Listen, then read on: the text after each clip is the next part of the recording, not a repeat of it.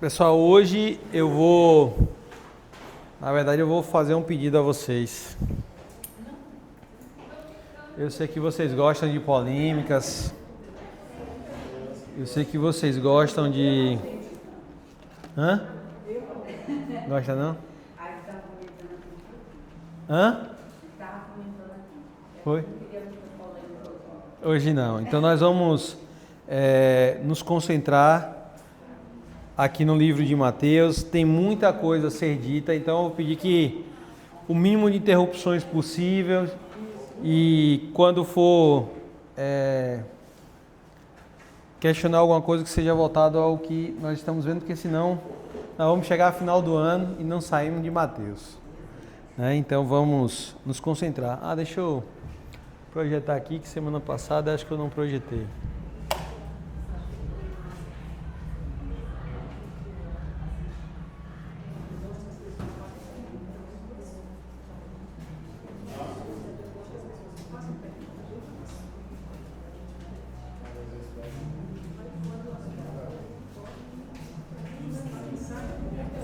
Já vai? Já vai? Já vai?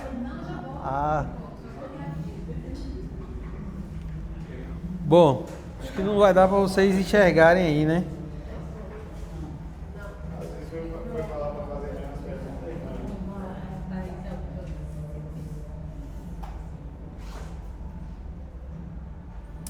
Não tem como aumentar o texto aqui.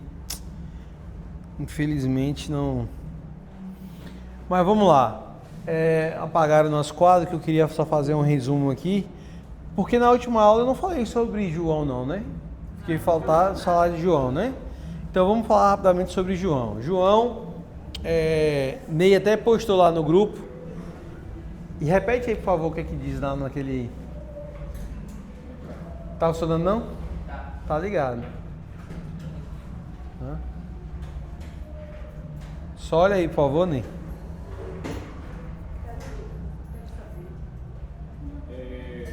Mateus, né, foi escrito por judeus. Isso. E apresenta Jesus como rei. Isso. ênfase especial em Jesus como Messias, seu ensino, seu reino e sua autoridade. E apelo especial de hoje aos estudantes da Bíblia e propósito final, o Salvador prometido. Ok.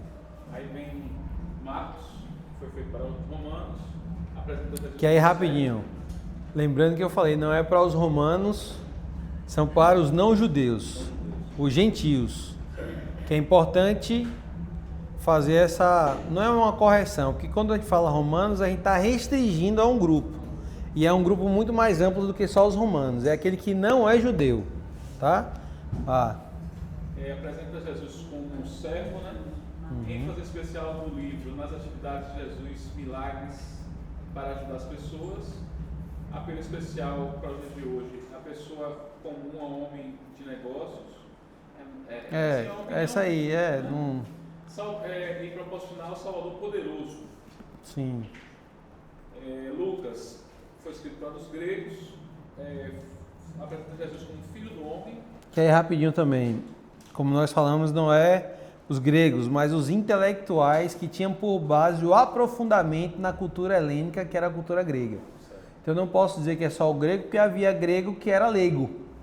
E o alvo de Lucas não é o leigo, é o intelectual. Seria o que a gente dizer hoje o acadêmico daquela época.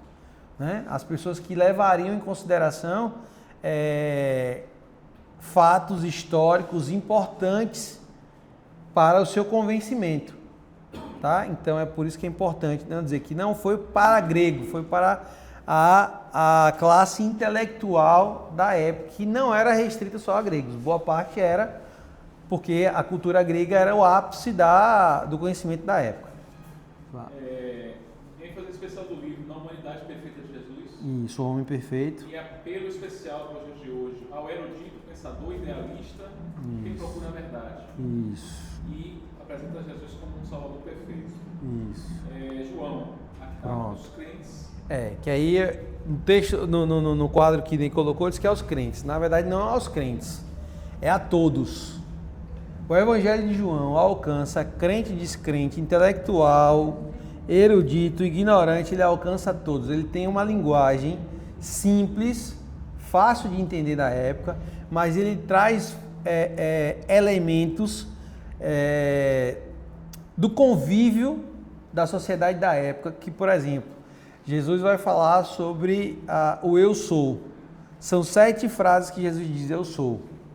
Certo? Ele vai dizer, eu sou a pão da vida, eu sou a luz do mundo, eu sou a videira verdadeira. Percebam que todos os elementos que todo mundo conhecia, mas de extrema importância para a vida em sociedade daquela época. Então, ele não está falando de forma exclusiva, até porque o Evangelho de João é o evangelho mais usado para evangelizar. Eu tenho um questionamento sobre isso. Se Jesus usou uma linguagem popular para que todos pudessem entender, por que os eloquentes de hoje usam linguagem onde até os acadêmicos ficam ali se debatendo para entender? Não, aí na verdade é João, porque percebam, muitas das coisas que estão no texto, de novo, quando a gente vai para a tradução, muita coisa se perde. Por quê? Daqui a pouco eu vou falar, eu não sei se eu já falei com vocês sobre o Logos. Já falei com vocês do Logos? Hã? Não, a palavra Logos, já no Raiz, quem fez Raízes, né? Mas quem não fez, eu já falei aqui no IBGA, já? Pronto. Porque ele vai ser importante para a gente entender João daqui a pouquinho. Então, quando o João, ele também traz elementos da cultura grega, por quê? Porque era a cultura conhecida da época. Então, ele consegue passear entre falar algo que é acessível a todos, mas também com profundidade, onde nem todos iriam alcançar. Onde é que está a beleza da fala de Cristo? Jesus usa parábolas para ensinar. E o que são parábolas? São histórias contadas com um objetivo específico, comunicar uma verdade. Não é disso que eu estou falando. Eu estou falando dessa simplicidade de Jesus. E quando a gente vai em alguns locais, a gente vê alguns pastores, alguns pregadores dificultando o negócio. Usando umas palavras que nem alguns acadêmicos conseguem traduzir para um público que eu acho, às vezes nem alfabetizado. Eu acho que isso é para mostrar que é. Às vezes e assim, eu acho que o nosso papel como pregadores é de chamar a atenção de todos os públicos, mas transmitir uma mensagem. Não adianta eu falar algo que ninguém entendeu, ou que poucas pessoas entenderam. A proposta do Evangelho é simplificar. Então, para mim, um grande desafio de qualquer pregador, qualquer pessoa que está transmitindo a mensagem é fazer da maneira mais acessível possível. Óbvio, vai ter aqueles que querem alcançar só os intelectuais. Deus chama a gente para tudo, né? Por quê? Porque tem gente que vai dizer assim, pro modo, pro quê, e vai pregar o Evangelho e vai alcançar muita gente, não vai? Isso aí que ele está falando, tem um povoado em Santa Bárbara que chama Sucupira, é o nome do lugar Sucupira. E aí eu fazia um trabalho lá com o bispo da outra igreja. Aí foi um pastor daqui pregar lá, eu cheguei e falei, ó, pessoal aqui, você tem que falar no popular bem... Aí o pastor é cheio de teologia. Aí o pastor pregou e a igreja ficou no silêncio, todo mundo mudo. Aí quando terminou, ninguém sabia nada do que foi dito. É isso, a gente precisa transmitir a mensagem. E aí eu aprendo com Jesus que usou de artifícios para alcançar as pessoas. E aí, quando a gente olha para Paulo também, Paulo soube ser erudito quando necessário, mas ele soube também ser... Ele fala, né? Me fiz de louco para confundir, né? Alguma coisa, não lembro agora exatamente. Mas vamos lá, então, continua por favor, só na outra parte. Então, só para ficar claro em sentido do que foi colocado lá, que não foi escrito só para crentes. João é escrito para todos. Qual é o objetivo? Apresenta Jesus como Filho de Deus. Isso, aí tá certo. A ênfase especial na atividade de Jesus, né? Isso. Apelo especial de hoje a todas as pessoas. Isso. E um salvador pessoal. Pronto. E por que o objetivo é falar que Jesus é o Filho de Deus? Porque Jesus é aguardado, e há um anseio de alguém, porque imagine, o mundo sabe que em todas as suas tradições, em todos os seus relatos religiosos, existe a ideia de perfeição. Toda religião trabalha com essa ideia, a ideia de perfeição. Óbvio que muitos deles distorcidos do que é a perfeição para nós, mas todos eles trabalham. Então Jesus vem sendo esse Deus que não é mais exclusivo para Jerusalém, para Israel. Jesus é um Deus que veio para salvar o mundo. Então perceba que João, ele vai pegar o Evangelho e os outros três autores, eles vão estar muito concentrados. Não, perdão, para eu não falar errado. Eles vão estar, boa parte do seu discurso voltado para a cultura dali da região de Israel, Galiléia, Judéia, Samaria. Enquanto João, ele vai sempre falar de mundo, e a palavra mundo é cosmo. Então é o evangelho que mais usa a palavra cosmo. Por quê? Porque ele vai falar que Deus amou o mundo de tal maneira que deu seu Filho unigênito, para que todo aquele que nele crê não pereça, mas tenha vida eterna. Ele vai trazer essa ideia de que Jesus veio para salvar a todos. Então é o evangelho que ele vai tratar isso de uma maneira mais clara, mais objetiva e mais direta. Então é o último evangelho a ser escrito.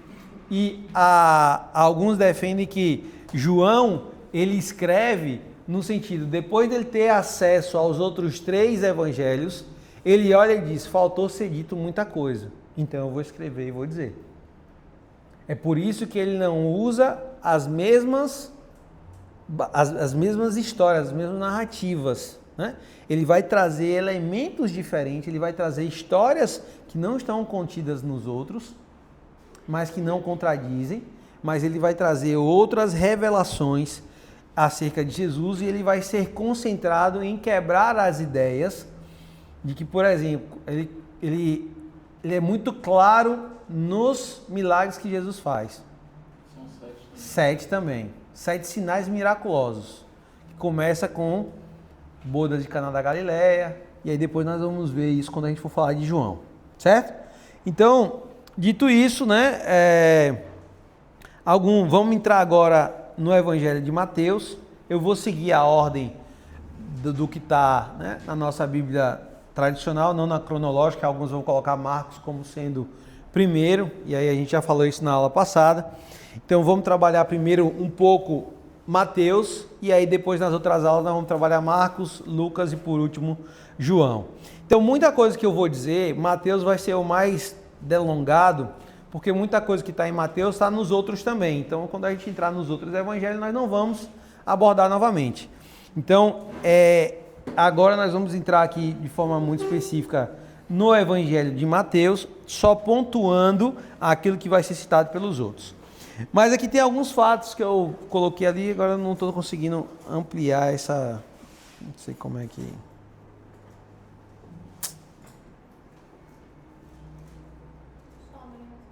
Não vai não, já tentei, vai não,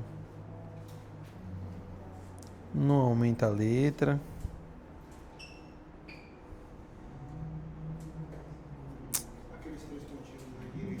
já tentei aqui também. Esse aqui você está falando? Não, aqui? Não, aqui é para abrir 2 telas. Naquele lá? Eu já cliquei aqui, ó. Mas não amplia não. Eita. Próxima vez eu trago no PowerPoint que fica melhor. Então vamos... O teclado dele não dá um Ctrl mais? Não. Dá não. No caso seria o físico que ele tem. Que ele tem o físico. Não, é porque ele tá fora, mas... Não, porque aqui não é uma página da internet, não. Geralmente acontece isso quando é página na internet, mas não vai não. Comande mais, vai não. Bom, vamos assim mesmo. Então olha só, o relato de Mateus, ele é repleto de expressões messiânicas. O que são as expressões messiânicas? Que apontam para o Messias. Então nós temos o exemplo, filho de Davi, é usado diversas vezes aqui no Evangelho de Mateus. Uma outra curiosidade que eu acabei não anotando aqui é que Mateus ele não usa o termo reino de Deus. Porque como falar Deus para o judeu é muito caro, é muito importante, para ele era como eles evitavam ao máximo, é como estar falando o nome de Deus em vão. Então eles colocam sempre o reino dos céus. Então você vai ver muito no Evangelho de Mateus a expressão reino dos céus, né? Você não vai ver a expressão reino de Deus. Vai ter também, mas muito menos. Mas o termo filho de Davi é muito comum também. Por quê? Porque ele está querendo fazer menção de que Jesus é da raiz de Davi para se cumprir a profecia lá de 2 Samuel. Então, nós temos aí 53 citações do Antigo Testamento em Mateus e outras 76 referências, ou seja, ele faz uso de uma forma bem considerável aí, 129 vezes no total da Antiga Aliança. E aí, importante também dizer que não existe, apesar de começar de forma cronológica, arrumadinha, a proposta do meio para o final não tem. Então eu vou dividir aqui o nosso estudo de Mateus em 3 partes. Primeiro, o nascimento e a preparação de Jesus, e essa é cronológica, ele segue. A mensagem e o ministério de Jesus, que seriam teoricamente os 3 anos e meio, dos 30 aos 33 e meio. E a morte e a ressurreição de Jesus, que essa também vai seguir um relato meio cronológico. Depois eu posso passar isso aqui para vocês, tá? Essas informações aqui lá no grupo. Para vocês não gastarem muito tempo anotando, porque vai ser muito texto aqui para anotar, tá bom? Mas depois eu passo para vocês aqui sem problema nenhum. Então olha só, a parte do nascimento, nós entramos em primeiro lugar na questão da genealogia, que está no capítulo 1, está aqui a referência, né? Do 1 ao 16. E essa genealogia, ela também é mencionada lá em Lucas 3. Mas é a mesma genealogia? Não. Alguém que sabe qual é a diferença? Uma é até Abraão e a outra acho que até Adão. Até Adão, mas tem outra. Tem outras 2 diferenças. Uma começa de baixo para cima e outra começa de cima para baixo. Vamos abrir lá? Rapidinho, Lucas 3.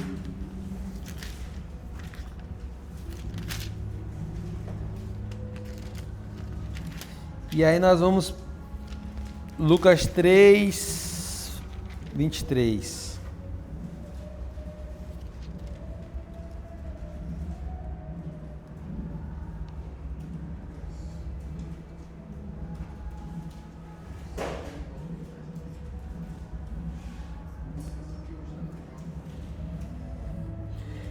Aí nós temos um problema aqui nas genealogias. Por favor, bota o dedo agora aí e vai lá para Mateus também 1. Nós vamos ler, só para analisar aqui algumas diferenças. Por quê? Porque tem alguns que vão dizer que a Bíblia está em contradição. Certo? E aí é importante a gente ter um pouco de entendimento sobre o que é que está aqui. Mateus 1. Todo mundo abriu? Vamos ler primeiro Mateus 1, depois a gente vai para Lucas. Deixa o dedinho aí na mão, o dedinho na página aí. Mateus 1 diz assim: livro da geração de Jesus Cristo, filho de Davi, filho de Abraão. Olha só, ele já faz questão de dizer que é o filho de Davi e o filho de Abraão. Abraão gerou a Isaac, Isaac gerou a Jacó, Jacó gerou a Judá e seus irmãos. E aí vai, não vou dedicar muito tempo aqui, só falando aqui que, por exemplo, no versículo 5, ele coloca algumas mulheres, né, dentro da genealogia aqui em Mateus. Uma delas é Raabe, né, que gerou Boaz, Ruth, que gerou Obed, todo mundo sabe, história de Ruth, que é uma prosélita, né, e moabita, e Raabe, que era uma prostituta. Mas o texto faz questão de dizer que ela faz parte da genealogia de Jesus. Isso tem um significado muito importante. Raabe era prostituta? Lá de Jericó. Era prostituta. E lá na frente da mulher de Davi, que Davi tomou de Urias. Onde é que está aqui? Isso, 6. Jessé gerou o rei Davi, e o rei Davi gerou a Salomão, da que foi mulher de Urias, ou seja, Batseba, né? Que ele adulterou, depois tomou como mulher para si. E aí vai lá, no final agora no versículo 16, e Jacó gerou a José, marido de Maria, da qual nasceu Jesus, que se chama o Cristo. Então, aí depois ele vai dizer, de sorte que todas as gerações, desde Abraão até Davi, são 14 gerações, de Davi até a deportação para a Babilônia, 14 gerações, e desde a deportação da Babilônia até Cristo, 14 gerações, ou seja, 14, 14, 14, tá? 3 ciclos de 14 gerações. E aí tem, depois também você pode até mandar no grupo, que tem uma explicação que fala do nome de cada um, que gera uma frase, que essa frase tem uma mensagem poderosa. Mas aí eu não estudei para saber se essas palavras são do original ou se são do português. Porque vocês sabem que muitos nomes mudam, né? Do original para o grego, que inclusive, importante também dizer para vocês, que nós aprendemos de que Mateus foi escrito em que língua? Grego. Mas existe uma corrente que diz que Mateus foi escrito em hebraico e aramaico, visto que ele queria alcançar os judeus, e que depois ele foi traduzido para o grego. Mas a maioria dos escritos são escritos em grego, por isso se condicionou que Mateus foi escrito em grego. Eu gosto da ideia de ter sido escrito em hebraico, porque se é para alcançar o judeu, apesar deles todos falarem grego. Por quê? Porque o grego era a língua comum. É mais ou menos o seguinte, eu vou morar fora com Tamires lá na França, ela é doida apaixonada por francês. Vou morar na França, os nossos filhos vão nascer na França, vão aprender o francês, mas vão aprender o português também. Porque nós vamos falar em português em casa, eles vão aprender também, mas na escola, em todo lugar, vai falar francês. Então eles vão ter duas línguas. Mas se eu quero alcançar os meus filhos, na sua essência, eu vou usar a linguagem raiz deles, que teoricamente seria o português. Então, assim, para mim faz sentido, né? Mas, de novo, a gente não tem como fazer isso como uma afirmação, é um pensamento de alguns. Então, veja só, nós temos aqui a genealogia até José. Como é o nome do pai de José? Jacó. É isso que eu ia falar. Bugou agora na minha cabeça aqui. É o mesmo nome de Israel, né? Aham. O Jacó lá que virou Israel, né? Que gerou José. E por meio de José houve a salvação do povo. Certo? Mas segura aí. Então aqui é a genealogia de Mateus. Aí vamos agora para de Lucas. Lucas 3, parte do 23. E o mesmo Jesus começava a ser de quase 30 anos, sendo como se cuidava, filho de José. E José de... Oxê. E aí? Pode ser transliteração, né? Mas Jacó, para Eli... Calma. Lucas 3, 23. É aqui onde algumas vão dizer que há uma contradição. Mas calma. Aí nós vamos ver, porque, por exemplo, quem é o pai... Fica alguém aí lá em Mateus. Só para a gente não ficar... Fica só alguém. Quem é o pai de Jacó? Mas aí São José é diferente. Hã? Mas São José é diferente. Como São José é diferente, se é o mesmo pai? Porque ali esse José é José do Egito. Não, o José de Mateus, olha aí, o pai de Jesus. O nome é Jacó. É Jacó. É, o vô de Jesus, no caso. Relatado. Hã? Matã é o pai de Jacó, Jesus. Matã. Aqui é Matate. Depois de Matate vem quem? Jacó. aqui tem Levi. Deu para entender? Que aqui tem uma calma. Hã? Bugou, calma. Calma que a gente vai resolver tudo. Quer dizer, resolver vírgula, né? Eu vou explicar. Mas aí nós vamos chegar lá na frente e aí vai ser extremamente coerente depois dos... Cadê, meu Deus? Depois do... Meu Deus, eu não anotei aqui. Acho que a gente tem que anotar tudo. Ó, de Boaz, Jessé, Davi. Depois de Davi. Depois de Davi, aqui na genealogia de Lucas, não está Salomão. Quem é que está? Natan. No versículo 31. Mas Salomão tinha outro nome, né? Não, mas Natan é um dos filhos de Davi. Certo? Por quê? Porque segundo uma profecia de Jeremias, se eu não me engano, é Jeremias, os filhos de Salomão, tiveram uns aí que foram miseravões, que alguns dos reis do sul, a maioria foi bom, mas teve uns que foram, e aí foi dito que da descendência dele não viria aquele que assumiria o trono sobre Israel eternamente. Né? Salomão? Dos filhos de Salomão, da linhagem de Salomão. Aí o que acontece? Perceba, nós temos duas genealogias que encontram o mesmo lugar, mas não estão. Aí onde está? Uma tem uma proposta de falar da linhagem real para provar que Jesus é o rei, a de Mateus. E a de Lucas, aí alguns vão defender a ideia de que uma é a descendência de José e a outra é a descendência de Maria. Por quê? Porque para haver uma promessa, a linhagem tem que vir do pai. Mas para ser judeu, a linhagem tem que vir da mãe. Ou seja, Maria tem que ser judia e tem que ser comprovado essa linhagem dela, porque senão Jesus não poderia ser chamado de judeu, não seria um judeu na sua essência. Em relação a isso, eu tenho uma dúvida, uma inquietação. Maria é da tribo de Levi ou da tribo de Judá? De Judá. Porque diz que ela é prima de Isabel. Isabel. Isabel é de Arão, da tribo de Arão. Então, mas aí onde está? Poderia ser da parte do pai lá. Vamos supor que elas são primas, né? Elas não são primas? Mas de pai.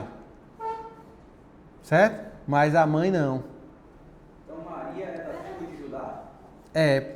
Era comum, pastor, essa Não, aí eu vou... pensamento entre, assim, diferente. Sim. Porque já tinha, No tempo aqui de Jesus isso já acabou. porque antes tinha Antigamente, lá atrás. das concessões. Aqui, o que é que tem nesse momento de Jesus? Ainda a questão de se resguardar das tribos do norte. Ou seja, os samaritanos, o reino do sul, Já não era mais Israel. que aí eles mantêm, porque lá eles se corromperam. O reino do sul, que viram os judeus, o judeu agora só casa com o judeu. Entendeu? Por isso que Jesus é da tribo de Judá. Deixa eu falar outra coisa aqui rapidinho. Acho que eu nunca falei isso com vocês, não. Judá é a tribo, né? Como é o nome do cara que traiu Jesus? Você sabia que Judas é igual a Judá? É o mesmo nome. Judas é Judá. Depois pesquisem isso. Jesus foi traído pela tribo dele, pelos seus, apontando mais uma vez para José, que foi traído e vendido pelos próprios irmãos, aqueles que deveriam amá-lo e cuidar dele. O traíram. Né? Então, Judá vem daí. Mas aqui, só para... Existem várias questões que podem arrumar isso aqui. Tá? Uma delas é que o nome, assim como, por exemplo, havia Pedro e Simão, Mateus e Levi, serem pessoas diferentes. Mas o que é mais aceito é a ideia do levirato. Lembram disso? Quem lembra? Estou tentando lembrar. Tá tentando lembrar. Com a esposa do irmão, quando o irmão morre. Isso. Que pode ser o meu irmão, se eles moram na mesma casa e o irmão morre, o outro irmão toma a esposa e ele gera filho, só que aquele filho ele não é legalmente dele, é do irmão que já morreu, para que houvesse a continuidade do legado dele. Deu para entender? Por isso que Deus Expliquei direitinho? Mas, pastor, Hã? Por isso que Deus matou o filho de Judá, porque ele não aceitou e não fazia. Isso. Então, só para concluir, alguns vão defender a ideia de que esses dois são irmãos, apesar de haver aqui uma divergência paterna, o nome está muito próximo. É Matate? Não é Matate. Mateus? É Matate, e olha lá em Mateus como é o pai de Jacó.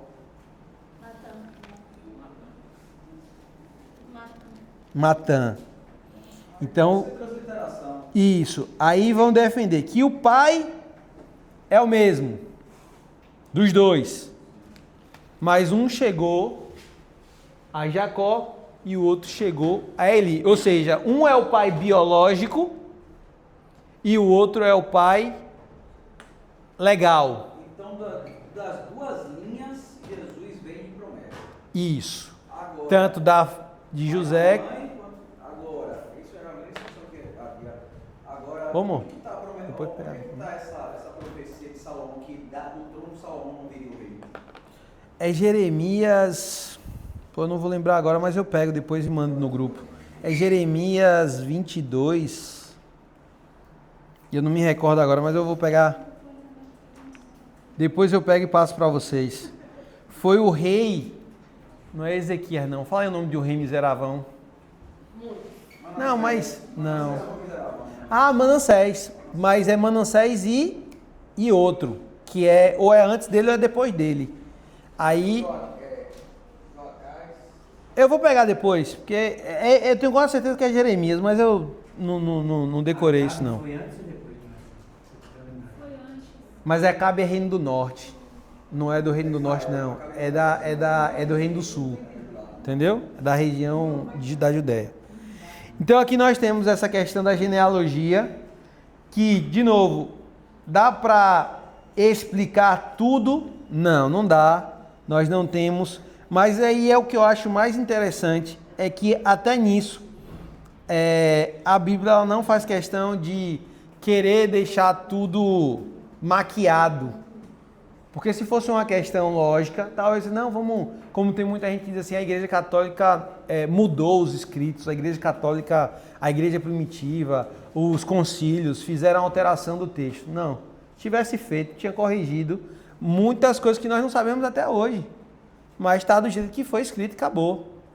Mesmo a gente não entendendo 100%, por quê? Porque a partir de Davi, pega pega Salomão como linha e o outro pega Natã. Mas ambos vão chegar em Jesus. Quem pegou Natã deu origem a Maria. Quem pegou Salomão morreu. Não, é isso. A gente não pode falar que chegou porque os dois estão colocando a ideia de José, que é Que não é o pai biológico. Isso, mas que aí é outra questão também, né? Que interessante que a gente às vezes não para pensar. Mas alguns, inclusive, vão defender, alguns judeus vão defender que Jesus não é raiz de Davi, porque ele não vem, literalmente, biologicamente, da linhagem de Davi. Porque quem gerou foi o Espírito Santo. Então é por isso que alguns vão defender essa ideia, mas o texto ele não diz isso, que é Maria. Entende? O texto não diz isso. Nós não vamos encontrar isso aqui. Mas alguns falam que a questão de Maria, quando ele faz a estrutura de Isabel, que ela conta sobre ser prima de Maria, era exatamente mostrando que a raiz de Isabel já estava ali protegida por causa da genealogia, e geneticamente Maria, por ser prima, já estava geneticamente dentro do processo. Mas assim, para mim não tem muita base, porque, por exemplo, Maria é casada com Zacarias. Isabel. Oh, perdão. Isabel é casada com Zacarias. Zacarias é sacerdote. Ele provavelmente é da tribo de quem? Levi. E a mulher dele também. Isso, mas aí a gente não tem como afirmar isso. A mulher dele é prima. Eles casam entre primos, eles não casam entre irmãos. Não tá na mesma Aqui, tribo. ó. Zacarias Zacarias é Levi. e o esposo. Isabel, não. Isabel. Deixa ela ler aqui. Diga aí. Quando? Aonde? Fala aí, só pai. Lucas 1:5. Existiu no tempo de Herodes, rei da Judeia, um sacerdote chamado Zacarias da ordem de Abias, e cuja mulher era das filhas de Arão. O nome dela era Isabel. É isso mesmo, tá certo. Arã é da...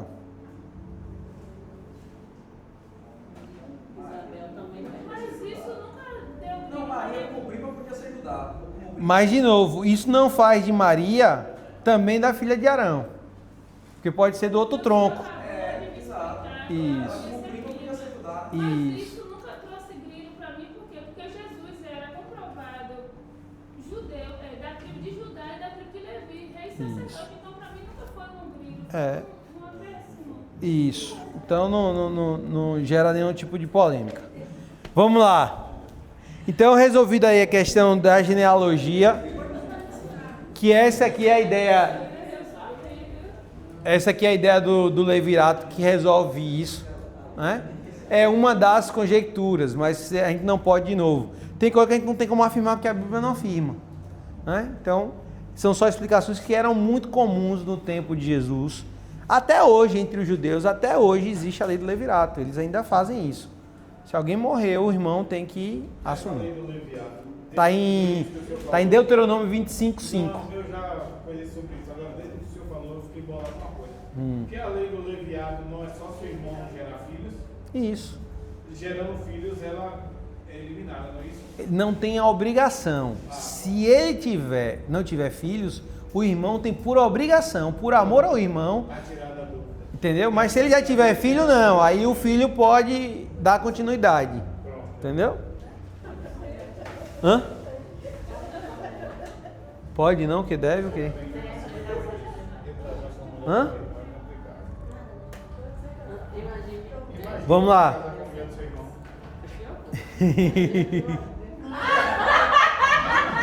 Como é? Como é?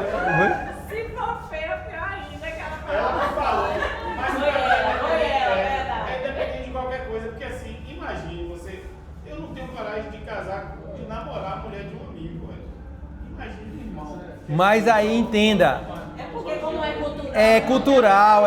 É cultural. E isso quer ver uma coisa também, de novo, é a gente olhando o texto daqui pra lá. Mas de lá pra cá era tão normal. Como é normal se você for em algumas cidades aqui do Nordeste, casado de primo com primo, é muito comum. Paraíba é muito. Oxe, eu conheço vários casaram primo com primo, enfim. Aí, então. Aí, é brincadeira? Então vamos lá. Segundo ponto aqui, a questão do anjo que aparece a José. Olha só, José tem esse compromisso com Maria. E vocês sabem como é que funcionava o noivado naquela época? Já expliquei isso para vocês? Não? Deixa eu explicar como é que funcionava. Existiam os casamentos arranjados pelos pais, mas havia também cidadão chegava, gostei dessa moça, eu quero casar, vou lá pedir ao pai em casamento. Só que geralmente ele ia lá e ele tinha que pagar um dote, que era um compromisso, para não ficar só um negócio de boca, de que eu vou casar, então eu vou casar com Tamir, estou apaixonado. Só que eu não tenho condições de casar com ela ano que vem. Então o que acontece? Eu firmo um compromisso com ela, com os pais, e agora eu vou me preparar financeiramente para casar com ela. Eu vou trabalhar para juntar dinheiro para fazer a minha casa, que geralmente um pai doava um terreno, coisa assim, vamos construir aqui e tal. Mas eu tinha que ir lá e trabalhar de forma, né, bem severa para juntar o dinheiro, para fazer construir a casa, fazer a festa, com a ajuda às vezes do pai, se tivesse condições, se não tivesse eu que tinha que bancar. e vim fazer E aí geralmente a festa era na casa da noiva ou num ambiente preparado pelos pais da noiva. Porque o marido ia lá buscar a noiva e agora ele levava para a casa dele, que agora é a casa delas. Então olha só que interessante. Nesse período é que a gente chama de noivado, porque firmou o compromisso e agora eu vou... Não existia namoro. Só podia... Aí The Chosen é legal para isso, porque nesse período do noivado não ficavam sozinhos de hipótese alguma. Tinha que ter alguém do lado e perto para ver até o que está conversando. Imagine o nível do negócio. Se vocês assistirem The Chosen, vocês vão ver isso. Não é assim? Não, assim, de longe para ver se não está sem privacidade. Por quê? Para que casasse com pureza, para que não tivesse nenhum tipo de problema. Então, era assim que funcionava. Então, olha só, quando se firmava o compromisso, o noivo, ele passava agora, é por isso que fala lá da parábola das 10 virgens, lembram? Que ali eu ficava imaginando, antes, sem entender, que aquelas 10 virgens, elas queriam casar, mas aquelas eram as daminhas, né? Queriam iluminar e queriam entrar com o noivo na festa, como acontece até nos dias de hoje, a daminha que vai entrar. Ele fala das 5 prudentes e as 5 inécias. E às vezes o noivo está vindo de uma viagem longa e ele dá a previsão, eu vou chegar a tal hora, mas na viagem, imprevistos acontecem. Ele chegava na festa. Então olha só, quando ele firma o compromisso, ele vai preparar a morada. Alguma semelhança com Jesus? Então Jesus está dizendo, eu estou noivo com vocês. Mas quando ele está falando, ele está dando ideia que ele vai voltar para casar. Mas eu lhe pergunto, Jesus precisa ir lá construir alguma coisa? Jesus está demorando demais, essa casa é muito grande. Está provando o coração da guerra. Entende? Aí onde está o processo de preparação da maturidade da noiva. Por quê? Porque os pais poderiam prometer em casamento a idade que fosse, mas eles dariam o comando, eles se conversavam dizendo, ela tem maturidade para casar, ela passou pelo processo, ela tem maturidade para casar. Isso geralmente era dito. E uma outra coisa era que o noivo enviava um amigo, o amigo do noivo, ia para ver se estava tudo certo. Estava tudo apropriado para o casamento acontecer. Quem é? O amigo do noivo. Que vai ajudar a noiva a se preparar para a chegada do noivo. Olha para isso. O povo não dá um glória, não dá um terra, o amigo do noivo. Ele enviou para quê? Para nos ajudar. Nos adornar, nos purificar para a chegada do nosso noivo, tá? Então, quando José está aqui, e aí ele já estava comprometido com Maria, o texto vai dizer no versículo 18, 1:18, ora, o nascimento de Jesus Cristo foi assim, estando Maria, sua mãe, desposada... Mateus 1. Isso, 1:18. Desposada com José, antes de se ajuntarem, achou-se ter concebido do Espírito Santo. Então José, seu marido, como era justo e a não queria infamar, intentou deixá-la secretamente. E projetando ele isso, eis que em um sonho lhe apareceu um anjo do Senhor dizendo, José, filho de Davi, não temas receber a Maria, tua mulher, porque o que nela está gerado é do Espírito Santo. Então olha só, quando o noivo tomava conhecimento de algum ato, como é que eu posso dizer? Incoerente, errôneo da noiva, ele tinha ainda a possibilidade de desistir. Por quê? Porque o noivado é um momento de estudar. Tem um provérbio chinês que eu gosto muito. Ele diz assim, Antes de casar, abra bem os olhos. Depois que casar, feche. Não é assim? Qual é o problema? É que a gente fecha o olho quando está namorando, só vê as partes bonitinhas, e quando casa...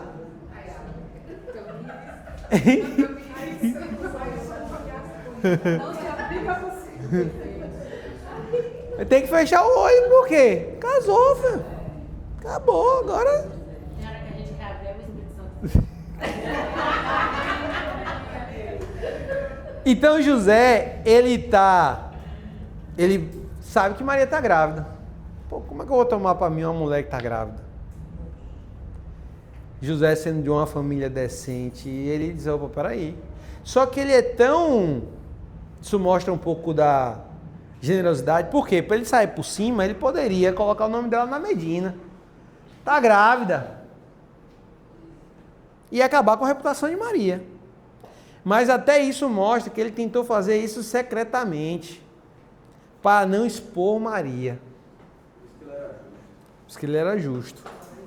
Tá? Isso revela um pouco do caráter de José, porque nós vamos ter muito pouco esse relato sobre José. Né? José só é mencionado na Bíblia até quando Jesus tinha 12 anos, quando eles voltam lá para procurar Jesus em Jerusalém e acham ele no templo. Depois disso a gente não sabe quantos anos José viveu. Provavelmente quando Jesus iniciou seu ministério ele não estava mais vivo, né? Muito provavelmente, porque senão teria algum relato do pai de Jesus. A única coisa que se diz lá na frente é: esse não é Jesus, o filho de José, o carpinteiro? Só isso. Então não tem nenhum outro tipo de menção de José vivo após os 12 anos de idade de Jesus. Então aqui ele intenta fazer isso de forma secreta, mas o anjo aparece já dizendo: tu és filho de Davi. É como se o anjo estivesse dizendo: é por meio de você que a profecia vai se cumprir. É pela sua adoção. Porque Jesus é filho adotado. A gente não para pensar nisso. Que o mestre, criador do universo, é adotado. E recebeu o amor de um pai que não era biológico. Tremendo isso, né? Hã? Era um amigo. Um grande amigo. Então imagine, aí o que nós podemos falar de José? É que ele ensinou a profissão ao filho. Porque Jesus também é chamado de carpinteiro. O que Jesus fez até os 30 anos de idade? Provavelmente ele exerceu, que eu já falei com vocês que na verdade não é carpintaria. A gente fala carpinteiro, que é o mais comum. Já falei isso com vocês, já? Já. Na verdade não é carpinteiro, é tecton. Tecton é edificador de casas, é construtor. Mestre, não. Quase um engenheiro. Empreiteiro. Ele fazia casa. E boa parte da casa era de madeira. Então foi convencionado chamar de carpinteiro. Por quê? Porque quando foi traduzida a Bíblia pela Septuaginta, os ingleses também lá depois da tradução da King James, é anterior a King James. Mas enfim, lá para a Europa, quem construía casas eram carpinteiros. As casas de lá são de madeira, construía casa. É tecton, a palavra grega. Escreve assim, ó. Depois você pode até pesquisar. Tecton. Edificador de casas. Porque a gente vê muito Jesus nos filmes, fazendo banquinho, uma mesa, né? E que inclusive tem algo também bem interessante, que é importante também mencionar, é que no período de Jesus havia uma cidade ali em Nazaré, na região de Nazaré, que é onde Jesus vai morar depois, que eu vou falar daqui a pouquinho. Ele nasce em Belém, vai para o Egito, depois ele volta e aí ele é direcionado para Nazaré. E havia uma cidade extremamente importante para o Império Romano, que eu esqueci agora o nome da cidade, mas que Jesus não passa por ela no seu ministério. Ele não passa. Não tem relato na Bíblia de Jesus ter passado. Mas era a cidade mais importante, economicamente falando e comercialmente falando, da região. E ele passava perto dela o tempo todo, porque ela estava perto de Cafarnaum, perto de onde Jesus tinha, né, a sua base, que era Cafarnaum, daqui a pouco eu lembro. Eu acho que Alisson falou. Alisson falou? Eu acho que Então, alguns dizem que provavelmente Jesus trabalhou, porque era uma cidade que estava em crescimento, foi Roma que estabeleceu ela, estava em constante crescimento, que José e Jesus trabalharam nessa cidade. Existem alguns historiadores, porque é muito próximo de Nazaré. Em Nazaré era uma vila pequena, não tinha muito o que se fazer lá, né? Então, muito provavelmente, ele trabalhou edificando casas nessa cidade, que era uma cidade pujante no período de Jesus. Cidade grande, uma cidade que estava em crescimento. Mas ele, quando estava exercendo o seu ministério, ele não passou por essa cidade. Não tem relato em nenhum dos evangelhos sobre Jesus passar sobre essa cidade. Mas daqui a pouco eu lembro o nome dela e falo com vocês. Deixa eu ver se eu lembro aqui. Tu tem? É esse ou tu? Ah. Esse é ele que tem. Cadê Nazaré aqui? Eu comprei ele. Séforis. Ou é Tiberíades? Não, Tiberíades. Tiberíades. Não é Tiberíades não. Não é Tiberíades não. Ela tem um nome, eu acho que é Séforis mesmo, que é a ideia de polis no final. Mas é outro nome, não é esse não. Eu vou ver se eu lembro. Ah, não, aqui, ó. Não. Citópolis. Eu lembro que, se eu não me engano, tinha polis, que é as cidades gregas, ou romanas, tinham isso. Se eu não me engano, é essa. Não, Decápolis é uma região de 10 cidades. A Decápolis são 10 cidades que formam Decápolis. Mas se eu não me engano é isso aí, porque eu sou presto para gravar. Mas tem uma cidade aí que é bem... Mas se eu não me engano é essa. Então, enfim, falamos aqui sobre a questão de José. E aí depois vai se estabelecer essa ideia de que ele vai dizer que Maria é revestida do Espírito Santo e que é para ele assumir porque dele nasceria Jesus e que salvaria todo o povo de Israel. E ele receberia o nome de Emanuel, que significa Deus conosco. Tranquilo até aí? Segundo ponto, os magos que vêm do Oriente. Só é relatado no Evangelho de Mateus. Não tem o relato desses magos em outros evangelhos. E é interessante que... Por que Mateus cita isso e os outros não citam? Porque isso revela de que Jesus, ele não é somente rei dos judeus. Porque outros povos o reverenciam também. Então isso mostra que o governo de Jesus, ele é mundial, ele é global. Então e aqui quando a gente fala magos, a gente sempre pensa magos feiticeiros, essas coisas, né? Mas na verdade a ideia de magos daquela época era o que nós chamaríamos de astrólogos hoje. Eram os caras que olhavam para o céu e faziam previsões. Como era possível se prever um eclipse, né? Que o primeiro que prevê isso, que eu não lembro agora quem é, que ele preveu, chamaram ele de Deus. Porque ele fez uma conta matemática e diz assim, tal dia vai ter eclipse, o sol vai escurecer. E o pessoal diz, não pode, não sei o quê. E quando aconteceu, eu disse, rapaz, o cara é um Deus. Mas por que nós condenamos tecnicamente fazer mapa astral? É porque é outra história. Aí é outra pegada. Essa questão de mapa astral aí é bem diferente. Não é astrologia nesse sentido. Até porque o que a Bíblia vai dizer para olhar para o céu não é no sentido de definir a sua Personalidade. Não é nem só personalidade, é o seu futuro, a sua vida. Porque o mapa astral, ele tem essa pegada de olhar para o seu passado, para o seu presente, mas com isso ele prevê o seu futuro. E o nosso futuro está na mão de quem? Do Senhor. E ele determina o que você é. Isso, determina. Tem que ser assim, acabou. Então, aí é outra história. A astrologia que o senhor está falando é aquela que eles fizeram aqui depois, né? Para simplificar, fizeram a bússola. Tipo, Também, mas nesse caso aqui desses magos, não é isso. Naquele tempo era lá. Aí Isso. depois aqui na Terra, simplificando, foi a bússola. Isso. Na verdade, astronomia. Não é astrologia, é astronomia. Perdão. Isso, perdão. É porque eu que falei errado, é verdade. É, isso. É. O pastor falou, relacionou essa questão dos magos, aqueles que foram ensinados por Daniel ali na Babilônia. Sim, também. Mas aí é conjectura. Não é isso. Mas é isso. Eu ia falar sobre isso, mas deixando que assim, Daniel deixa um legado não só na Babilônia, porque depois os medo-persas também chegam e esse conhecimento de Daniel, que era um grande sábio, vamos lembrar que Daniel era um sábio, né? Daniel era consultado pelos reis daquela época. E aí ele provavelmente fez discípulos, ele deixou um legado lá. Mas o texto ele faz questão de... E aí tem até os nomes dele na tradição católica, né? Que é Beltazar. Como é o nome, pai? Sim. Tem a tradição. Bote aí na internet, vocês vão achar aí.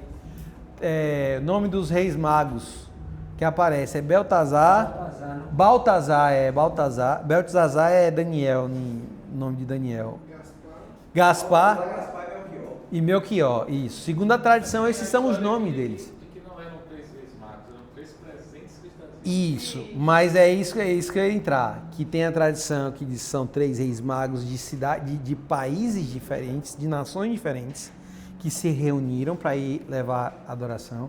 Existem aqueles que dizem que são 3 que não são reis, mas são magos do rei, que foram enviados para levar esse presente em nome do rei, que a gente não sabe quem é, e existe a ideia de que é um mago só que levou 3 presentes.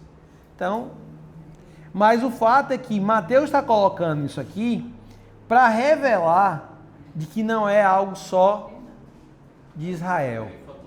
E é Pérsia, Índia e Arábia, que são 3. Mas é o que dizem, é a tradição, não está na Bíblia, não está nos registros históricos.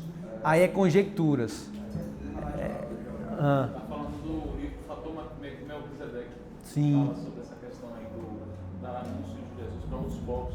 Isso. Até porque lá em Salmos 22 tem essa promessa de que Deus enviaria aquele que restauraria ao mundo todo. Está lá no Salmo 22. Eu tenho a curiosidade de saber, não sei se na palavra tem, esses presentes que Jesus recebeu, né, a família recebeu, o que foi feito não tem dizendo, né? Provavelmente foram os recursos usados porque eles foram para o Egito. Então, sustentar. Na verdade é o seguinte, vamos ler aqui que eu vou tentar. Agora Mateus 2 diz que eram sábios, né? Não eram reis. Sábios Porque depende da tradução. Depende da tradução. A cidade não era Séforis, não? Tu pesquisou aí? Eu não lembro, não. É próxima de Nazaré. É. Na época que ele volta para Nazaré, que ele não é... Isso, é perto de Nazaré a cidade. É bem próximo. Por isso que dizem assim que muito provavelmente ele... E você vai ver que não tem relato dele na... Próximo a Nazaré. Tem Naim, que não seria... Séforis, que é mais próximo. Ressuscita não. A viúva do filho, é verdade. Mas então é essa mesmo. Mas eu não lembro agora não. Depois eu pesquiso e falo com vocês, porque minha cabeça tanta coisa pra gente.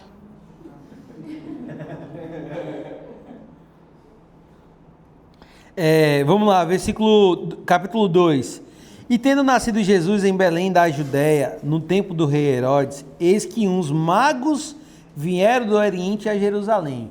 Por que eles vão a Jerusalém? Porque eles sabem quem está falando do rei dos judeus e, na verdade, eles imaginaram que esse rei que iria nascer seria no palácio. Então, eles vão para Jerusalém. Aí a gente assiste um desenhozinho que é muito legal, quem tem filho pequeno aí, A Estrela de Belém. Quem já assistiu? Já assistiu? É um filme, um desenho. É um filme no formato de animação, gente, tá bom? Ficou melhor assim, né? E aí ele fala de uma forma bem interessante de que esses reis magos chegam e falam, cadê Herodes, o filho? cadê o rei que nasceu? Nós vimos de longe adorá-lo. Ele diz, rei? Não tem um filho não nasceu ninguém não.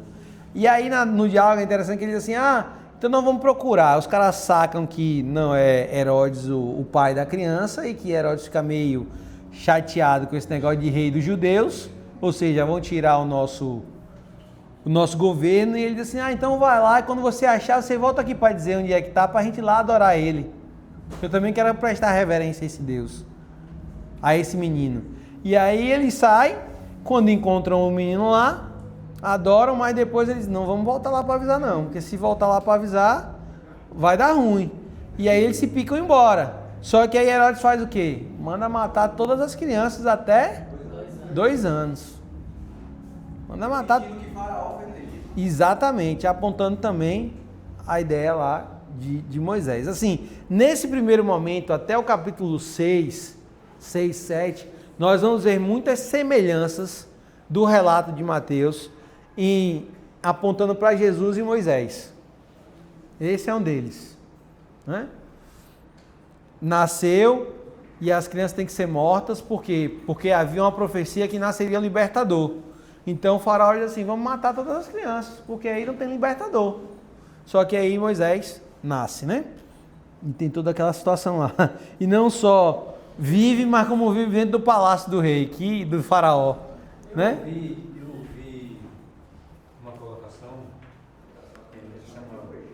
sobre a promessa que Deus faz no Éden para a serpente, que da mulher nasceria o varão que pisaria a cabeça dela. O descendente. E por Caim ter se tornado maldoso, ele atenta e começa com o irmão Caim e Abel. Com Abel, e daí por diante ele viu que não foi, aí nasce outra criança e a promessa continua, e aí então ele continua com Moisés, achando que era Moisés, não conseguiu com Moisés. Sim. E aí vai lá em Herodes com Jesus, ele tenta matar e não consegue até que Jesus. É porque assim, o inimigo ele fica irado com as profecias e ele tenta de alguma forma anular as profecias, né? Então é por isso que Mateus vai ter tantos relatos do cumprimento das profecias. E se eu não me engano, são 127, se eu não me engano, profecias que se cumprem em Jesus. Aí os caras, tá nesse debate que a gente ouviu dos rabinos e dos pastores, eles falam assim, qual é a probabilidade dessas 120, não vou lembrar agora o número, 127 profecias se cumprirem em outra pessoa? Aí eles fazem um cálculo lá de probabilidade e é quase impossível. Por quê? Porque, por exemplo, hoje para algumas delas se cumprirem, não tem como. Por quê? Porque o templo não está mais, não existe mais o templo. Então não tem. Eles gastam tentando provar que é mentira, seria mais fácil aceitar. Concordo. Eu concordo plenamente com você. Aí olha só, o versículo 3. E o rei Herodes, ouvindo isso, perturbou-se e toda Jerusalém com ele. Por quê? Porque, de novo, olha só como esse termo perturbou-se é interessante. Herodes conhece de história.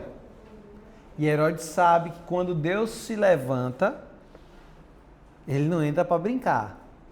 Então ele sabe que se de fato nasceu o Messias, nós temos um problema. E aí ele fica perturbado e toda Jerusalém com ele. Versículo 4. E congregados todos os príncipes dos sacerdotes e os escribas do povo, perguntou-lhe onde havia de nascer o Cristo. Ou seja, ele quer saber qual é a cidade. E eles lhe disseram, em Belém da Judéia, porque assim está escrito pelo profeta. Quem é o profeta? Quem sabe? Miqueias 5:2. E tu, Belém, terra de Judá, de modo nenhum és a menor entre as capitais de Judá, porque de ti sairá o guia que há de apacentar o meu povo de Israel. Então Herodes, chamando secretamente os magos, inquiriu exatamente deles acerca do tempo em que a estrela lhe aparecera. E enviando-os a Belém, disse: Ide e perguntai diligentemente pelo menino. E quando os achardes, participai-mo, para que também eu vá e o adore. Olha só que migué. E os caras sacaram isso que o texto vai dizer aí em seguida, né? Essa é a primeira vez que subiu aquele que tá o olho do dono engordado. Não engordou. E aí o texto vai continuar dizendo aqui que eles se alegraram, e entrando na casa acharam o menino com Maria, sua mãe. Alguma versão tem aí no versículo 11, manjedoura? Mateus, né? Mateus 2:11. E entrando na casa, Não tem manjedoura, não. tem não, né?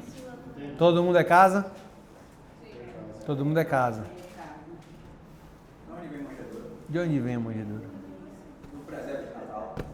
Na igreja tá boa. De onde é que vem o presépio?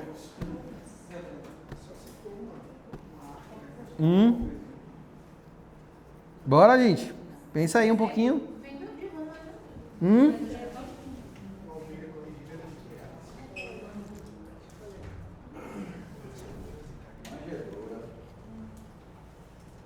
Não é possível que algo tão importante da nossa fé não esteja fundamentado na Bíblia.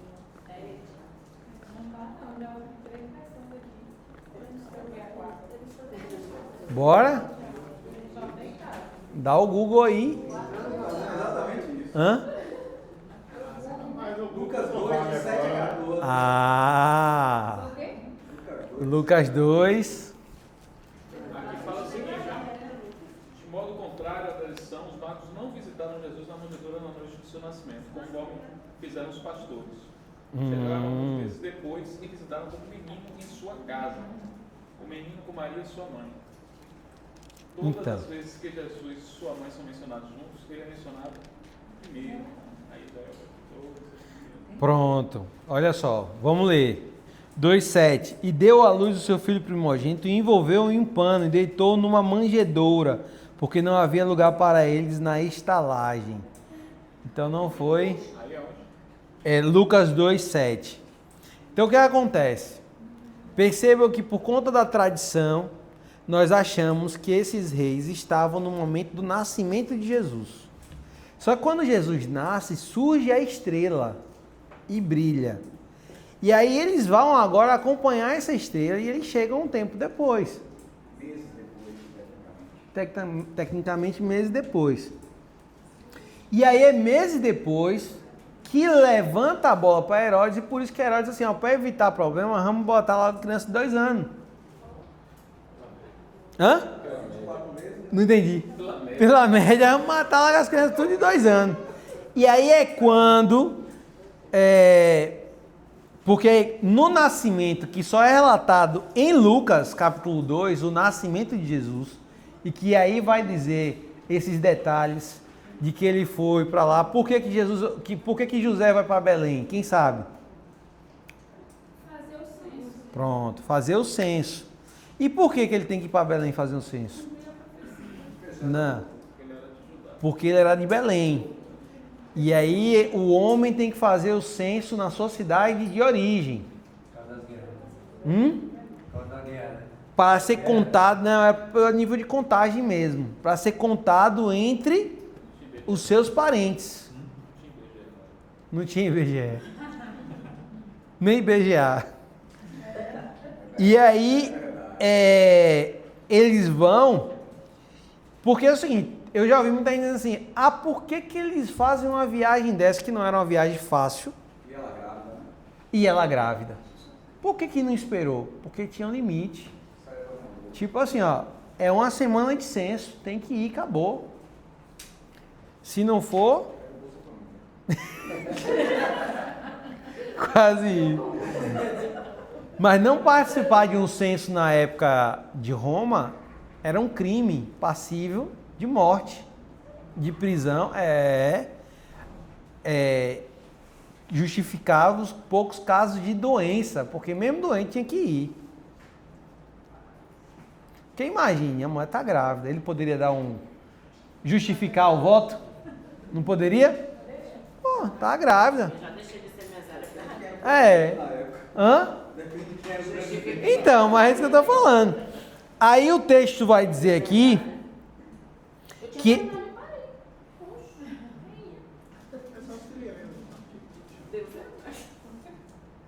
Então, o texto está dizendo que ela estava grávida e eles viajam por quê? Porque tinha necessidade, aquele era o prazo, um exemplo. Não sei quanto tempo era, mas vamos dizer que fosse uma semana.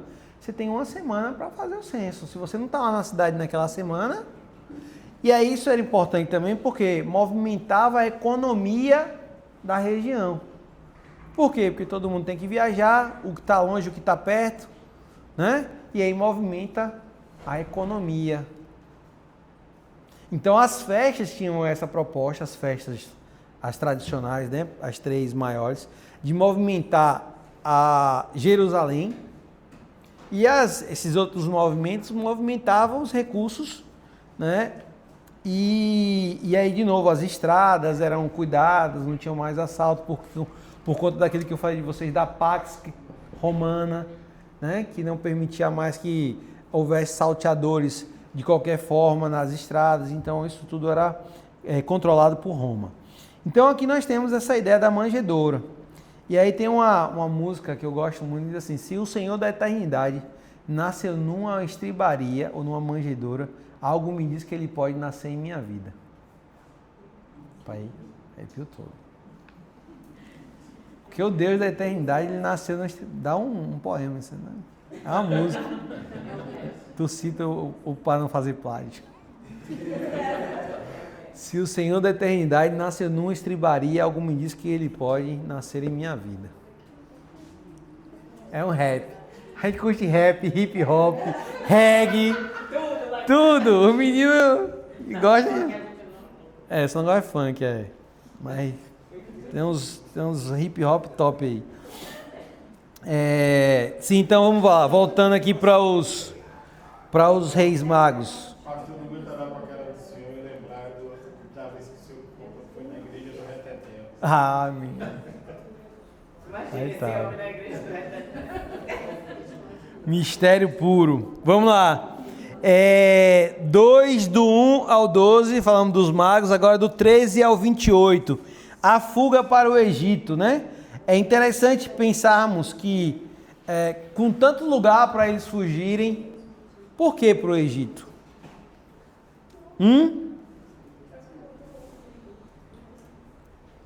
Por que para o Egito? Para cumprir a profecia?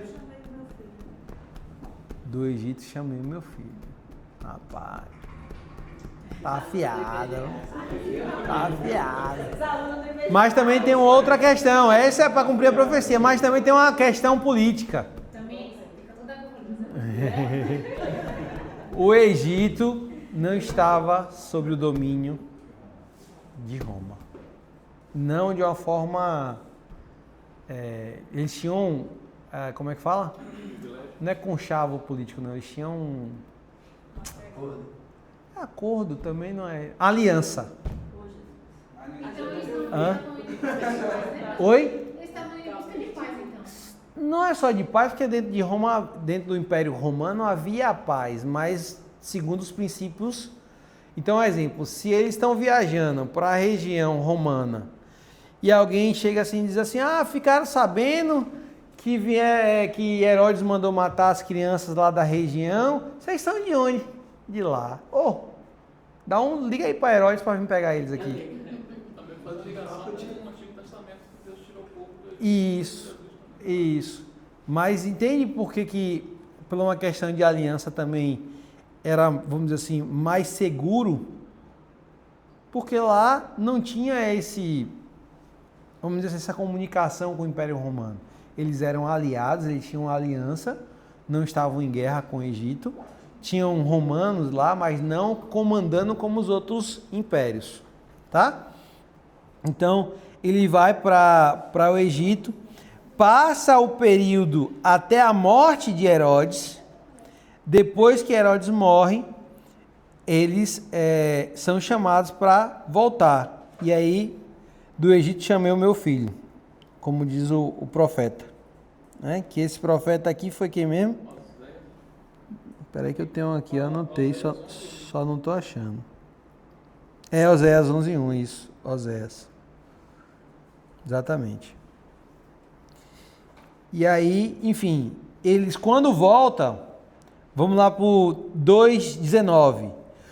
Morto, porém, Herodes, eis que o anjo do Senhor apareceu num sonho a José no Egito, dizendo: levanta-te e toma o menino e sua mãe, e vai para a terra de Israel, porque já estão mortos os que procuram a morte do menino. Então ele se levantou.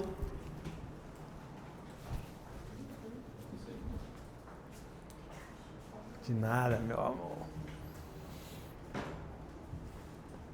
Cadê? Então ele se levantou, tomou o menino e sua mãe e foi para a terra de Israel. E ouvindo que Arquelau reinava na Judéia em lugar de Herodes, seu pai, receou ir para lá, mas avisado em sonho por divina revelação, foi para a região da Galiléia, e chegou e habitou numa cidade chamada Nazaré, para que se cumprisse o que fora dito pelo profeta: ele será chamado Nazareno. Tá? Li agora o versículo 23. Então, mais uma vez, olha que interessante. É José que conhece todas as profecias, que está se movimentando para cumprir as profecias? Não. É o anjo do Senhor que vai dando direcionamento. Faz isso, faz aquilo. Porque imagine que José provavelmente conhecia, como judeu, no mínimo, o Pentateuco. Mas uma coisa é a gente conhecer, né? Outra coisa é a gente saber o que está lá. Não é assim? A gente conhece muita coisa. Mas saber, né, para fazer essa leitura mais profunda, nem sempre.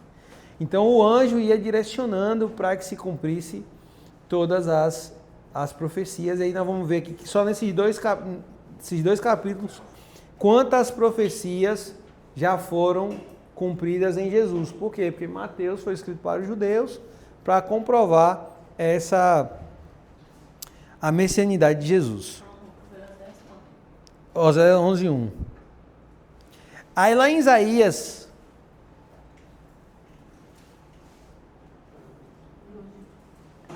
abre aí também Isaías 11:1, alguém, por favor. Isaías 11:1. Ou era Oséias? Acho que eu não tenho errado. Vê aí. Acho que é Isaías mesmo.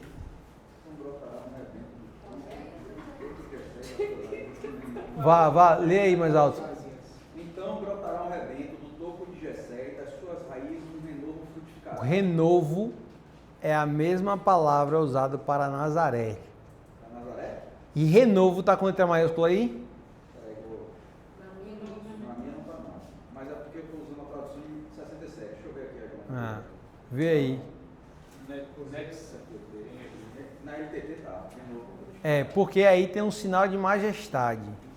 Toda palavra no hebraico, quando ela... A palavra em hebraico é netzer. Netzer, que vem o termo Nazaré, que é renovo. Então aí também está ligado a essa profecia. Renovo. O inglês é maiúsculo mesmo. Todas as versões mais novas elas vão pegar esse, porque depois foi convencionado que toda vez que aparece esse sinal de majestade no hebraico está se referindo a Deus de alguma forma. Então não é um renovo natural, é um renovo de Deus, tá bom? E lá em Miqueias 5:2 é onde vai falar que Jesus nasceria em Belém, né? A profecia. Então, existem alguns relatos importantes que só vão aparecer no livro de Mateus. No relato de Mateus. O sonho de José, a visita dos magos, a fuga para o Egito. E aí perceba que isso aqui tudo tem a ver com a base para quem ele está escrevendo, o judaísmo. A matança das crianças, que inclusive é comprovada historicamente, tanto Herodes no poder, como Arquelau, como esse relato de que mataram crianças, né? segundo, como é o nome do historiador? Flávio Joséfo, que é um grande historiador do primeiro século. Flávio Joséfo, ele relatou muito isso. A morte de Judas, porque só está no relato de Mateus, não está em outros. As outras o sonho da mulher de Pilatos, porque a mulher de Pilatos, ela sonha, né, que questão de Jesus. Nós vamos ver isso mais na frente. As outras ressurreições, quando Jesus ressuscita, quando Jesus morre, muitos ressuscitam. Lembram disso? Quem lembra? Os nossos ressuscitários saíram de uma cidade. Isso. Está lá no 27:52, imagine. Mateus 27:52. Vamos ler.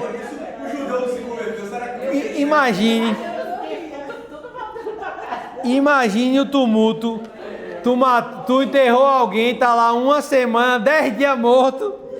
Daqui a pouco aparece o cara batendo em casa. Eu enterrei. 27:52.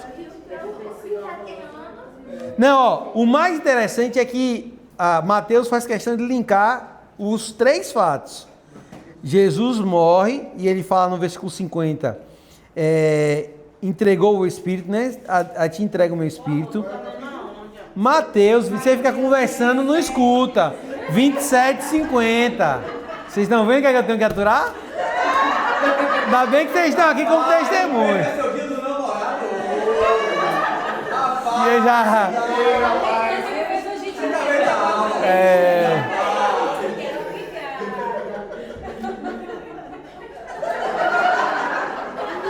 A gente faz assim agora, né? Aí vai assim, mano. Então Jesus morre. No versículo 51 de Mateus 27. Já abriu? E eis que o véu do templo se rasgou em 2, de alto a baixo. Olha como ele faz questão de dizer que é de cima para baixo. Para quê? Para ficar claro que foi Deus que fez. Até porque, segundo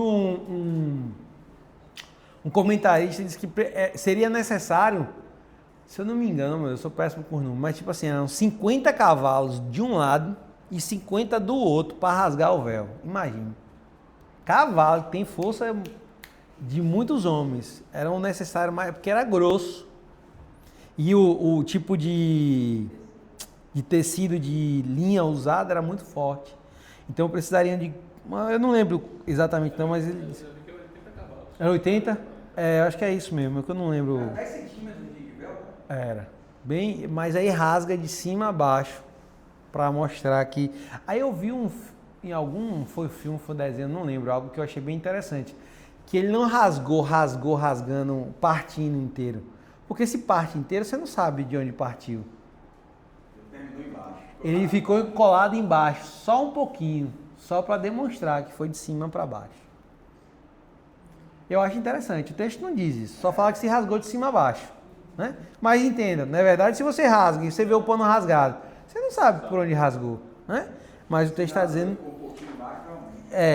E tremeu a terra, e fendeu-se as pedras. Olha que houve um terremoto, né? E abriram-se os sepulcros, e muitos corpos de santos que dormiam foram ressuscitados. E saindo do sepulcro, depois da ressurreição dele, entraram na cidade santa e apareceram a muitos. Nunca tinha observado que era dos santos, ó, do povo santo, então não foi gente ruim que ressuscitou. Não. Foi santos. Não morreu, foi que não estava volta de novo. Nunca tinha observado isso aqui. Do povo santo, ó, nunca tinha prestado atenção. Tremendo isso, né? Então vamos. Como é que tá o horário? Dá pra. Vamos. Não, hoje eu vou acabar mais cedo. Né? Tem dia dos namorados, gente. Vamos acabar mais cedo hoje, nem que seja meia horinha. Vamos lá agora, 3, do 1 ao 12. Isso aqui também é muito importante. Isso aqui. Hã? Mateus agora. Agora Mateus 3. Mateus 3, gente. Vocês estão... Fiz uma pesquisa essa semana sobre isso aqui. João Batista, ele prepara o caminho para Jesus. Estava conversando com uma pessoa hoje. Peraí, deixa eu só voltar aqui, porque eu não concluí aqui o que eu estava falando dos pontos aqui que só tem em Mateus. Os outros ressurreição, isso. O sonho da mulher de Pilatos, o suborno dos guardas. Isso é importante também. Por quê? Porque os guardas vão ser subordinados pelas autoridades dos judeus para dizer que Jesus teve o corpo roubado. Ele não ressuscitou, não. Vieram de madrugada, os seus discípulos, nos aprisionaram, nos prenderam e roubaram o corpo de Jesus. Isso é muito importante, por quê? Porque Mateus, ele está combatendo, está escrevendo para os judeus, está combatendo uma mentira de que Jesus não ressuscitou. Certo? Hã? Mas assim, eles precisavam manter o sistema deles. Mesmo diante da ressurreição de Cristo, eles não temeram, né? Não temeram. Não temeram. Até porque... Por que eles não temem? Quem sabe? Quem sabe? O cara disse que ia proteger eles. Hã? Os judeus disseram assim, na hora que quiserem merda lá, a gente diz que vocês estão protegidos. Não, estou falando dos judeus. Por que os judeus? Os judeus. É? Também. Deus endureceu o coração deles para que a gente fosse salvo e depois salvar eles. Ainda continua duro até hoje. Mas vai chegar um momento que o rei vai voltar e eles vão ter que ser salvos, aqueles que realmente Jesus escolheu. Né? Sabe por quê? Porque existe uma tradição dentro dos judaísmos que eles não acreditam na vida após a morte. Os saduceus, não? Isso. Mas que influencia muitos judeus também, que não são de partidos. A gente está falando dos partidos. Os saduceus, que são os que cuidam do templo, eles têm esse entendimento. Né? Então, eles acreditam que não há vida após a morte. Então, não importa o que eu faça aqui, porque eu não vou ter que pagar nada, não existe céu nem inferno. Então, ele está preocupado na vida. Então, quem é que mantém o bem-estar deles? O sistema do templo de Roma. Tá tudo certo para eles, o povo tá lá sofrendo, mas ele tá dizendo, eu tô com um bolso cheio de dinheiro, os outros que problema deles. E qual é a preocupação? Que Jesus vem combater isso. Então, quando a gente olha, é vazio. Mas a gente entende que, infelizmente, a motivação deles era os teólogos, dinheiro. Eles acreditam que quem for salvo vai ficar povoando a terra e quem não for salvo vai acabar, não vai, não tem inferno, vai assim é fácil. É que nem tem muitos que acreditam que não tem inferno, que não existe Satanás, né? Então Jesus era esquizofrênico e no deserto estava delirando, conversando com ele mesmo, né? As coisas que... Mas vamos lá. E por último, a ênfase ao batismo na grande comissão. Só Mateus dá a ênfase lá em Mateus 28:19. Portanto, ide, fazer discípulos de todas as nações, batizando-os em nome do Pai, do Filho e do Espírito Santo. Isso é um outro problema. Por quê? Que Mateus estabelece a trindade ali. E para o judeu, só há um único Deus. E isso é um problema que vai repercutir durante a igreja primitiva. Ele dá ênfase ao batismo, mas não como uma missão para o mundo. Mateus diz, e por todo o mundo. Entende? É a ênfase, não é dizer que não falou. Marcos falou, mas a ênfase ao batismo da grande comissão é em Mateus. Porque não vai ter essa orientação lá em Marcos. Não no final, quando ele está ascendendo. Porque isso aqui é quando Jesus está subindo. Né? Jesus passa 40 dias depois da sua ressurreição, aparecendo para as pessoas. Depois ele diz, não saiam de Jerusalém até que venha desce sobre vós o Espírito, o amigo do noivo. E aí são 10 dias esse gap. Por quê? Porque a Páscoa, Jesus aparece 40 dias, 10 dias depois, que são 50 dias da Páscoa, Pentecoste. Certo? Então é 40 mais 10. Ok? Alguma dúvida até aqui? Não, né? Diga. Tá incrível esse aqui. Agora vamos entrar no capítulo 3. Diga a dúvida. Não, é no 3 mesmo. Então. E naquele dia, apareceu João Batista pregando no deserto da Judéia e dizendo: arrependei-vos, porque é chegado o reino dos céus. Olha só, Mateus ele não faz uma explicação de quem é João Batista, da origem de João Batista, como Lucas vai fazer. Por quê? Porque ele está escrevendo aos judeus e os judeus sabiam quem era João Batista. Porque ele era judeu, filho de um sacerdote conhecido, então eles sabem quem é João Batista. Mas como Lucas está escrevendo para um povo que não tem esse entendimento, certo? É que nem assim, ó. Se eu falar que eu vi um vídeo engraçado do pastor Moisés.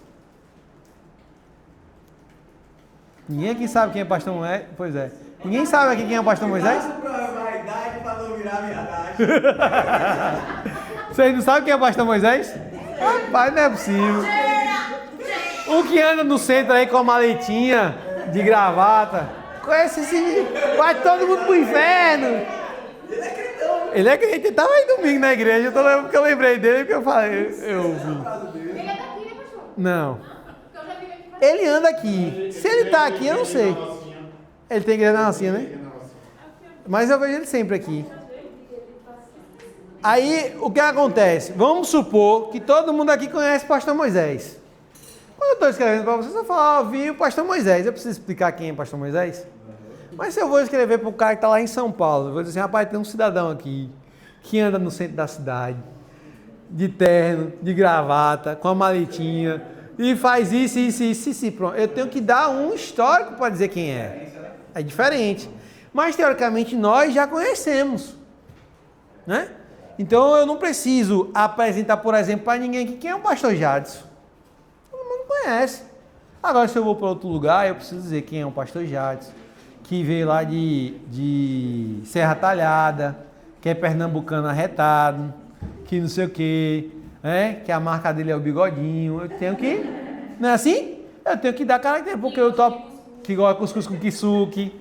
Então, eu tenho que dar as características. Mateus não faz isso, por quê? Porque ele não tem essa necessidade. Já nos outros evangelhos, tanto de Marcos como de Lucas, o de Marcos ele vai ser um pouco mais superficial, mas o de Lucas ele vai se aprofundar mais na história de João Batista. E por que João Batista é tão importante? O texto vai dizer que nascido de mulher, ele é o maior. A gente não fala muito sobre João Batista, mas esse testemunho de Jesus aí o que acontece? Ó, uma coisa interessante que a gente tem que pensar. Ele é primo de Jesus, sabe disso. Ele vive às margens da sociedade, ele provavelmente era um essênio, vocês já ouviram sobre isso. Essênio era um grupo político que vivia no deserto, alheio à sociedade, às leis, às regras de Roma e de Israel, viviam no deserto. E que não tinham vaidade, não tinham, tanto que João Batista descreve ele como alguém que andava vestido de roupa de pele de animais, comia gafanhoto e mel silvestre. A mesma descrição de Que gafanhoto não é animal. Calma. Meu Deus do céu. Mas eu já contei isso pra vocês, já? Que isso me chocou quando eu descobri isso. Gafanhoto. Quem é que já comeu gafanhoto? é proteína pura. É? Tu comeria? Rapaz, na fome eu tava assistindo Largados e Pelados, os caras comendo qualquer.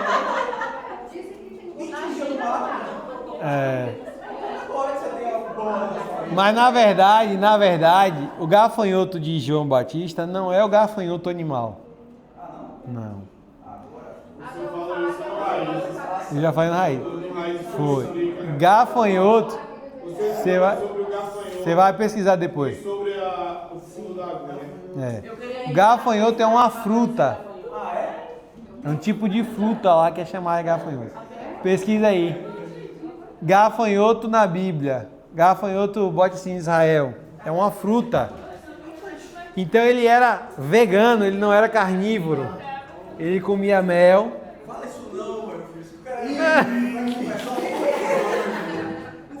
Mas Jesus comia carne, meu irmão. Eu não sou discípulo de João Batista, então ele pode ser vegano do jeito que ele quiser. Eu não tô nem aí. Jesus comia carne. Um amigo do Ceará, ele disse que lá a galinha, que a gente chama aqui de saco, lá ele chama de capote. É, capote. Eu chamava que chamava capote. Capote. E vocês conhecem Tô Fraco? Tô Fraco? Na internet não diz, não. Diz. Não, assim, eu fiz uma pesquisa geral. Ah. Você quer se aprofundar mais? É, mas depois eu... Mivane, quando foi pra... Quando foi pra Israel, ela trouxe.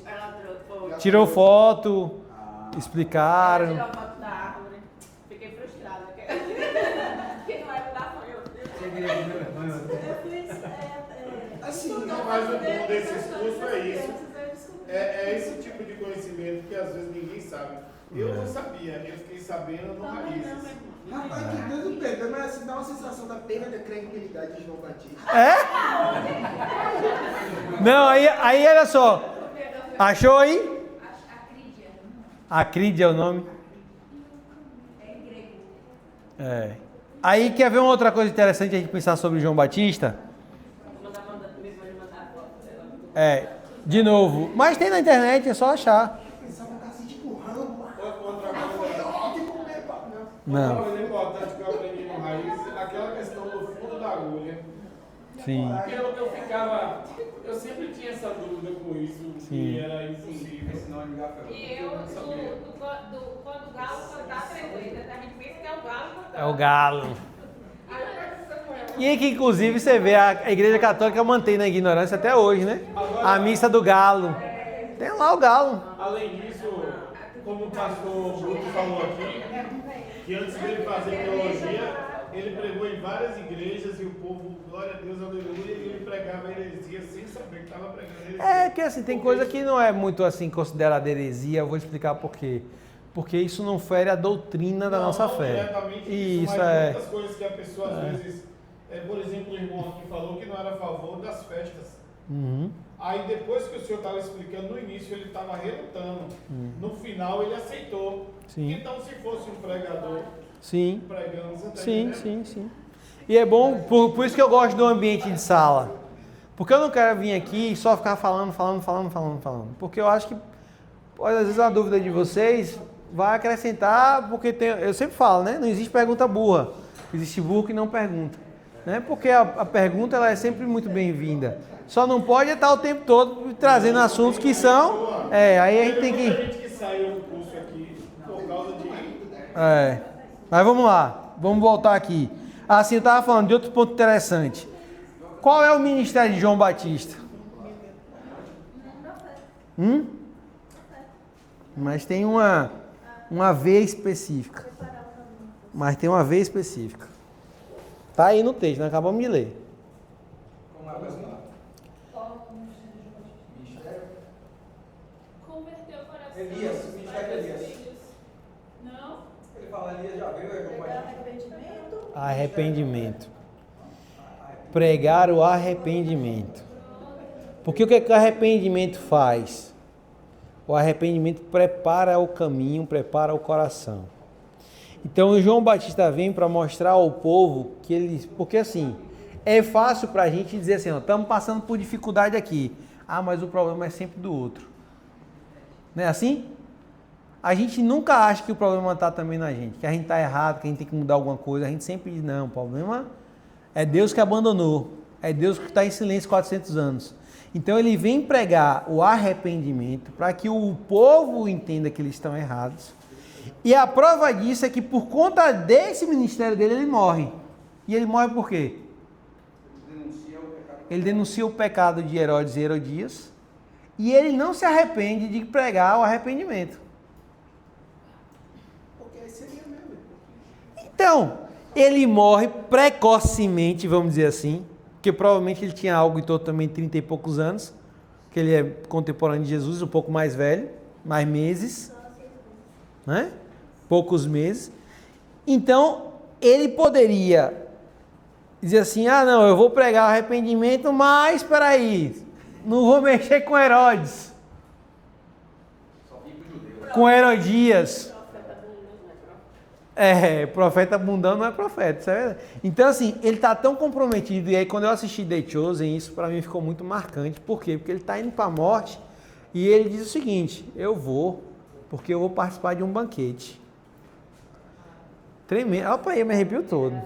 Agora você já parou para observar, arrepio todo. O João Batista é o mesmo homem, você vê, quando ele está cheio do poder de Deus, que ele vê Jesus, ele aponta para Jesus e fala assim, eis o Cordeiro de Deus que tira o pecado do mundo. Sim. E um tempo depois, quando ele está preso na prisão, que dá, você sabe que o ser humano, ele chega assim, é tu mesmo que tinha que vir ou esperamos outro? Você percebe que Mas Jesus chama ele e fala assim, ó, diga a ele que os cegos veem, os mortos ressuscitam, os aleijados levantam. Para ele manter a fé dele. E depois Jesus dá o testemunho a respeito dele. Mas para mim ali não é uma questão de dúvida de João Batista. Para mim ele não tem como ter dúvida, não.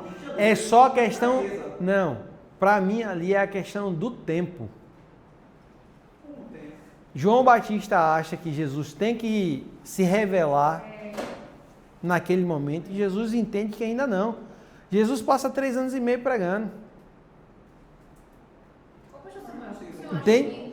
Não, porque assim, ó, eu olho para a história de João Batista, pela grandeza dele, não que ter fraquejado ou duvidado faça dele menor, não é isso. Ele é homem, por mais que seja o maior dentre os homens, ele é homem. Mas eu não creio em nenhum momento, eu creio que ali, aí, de novo, The Chosen ajuda a gente nisso.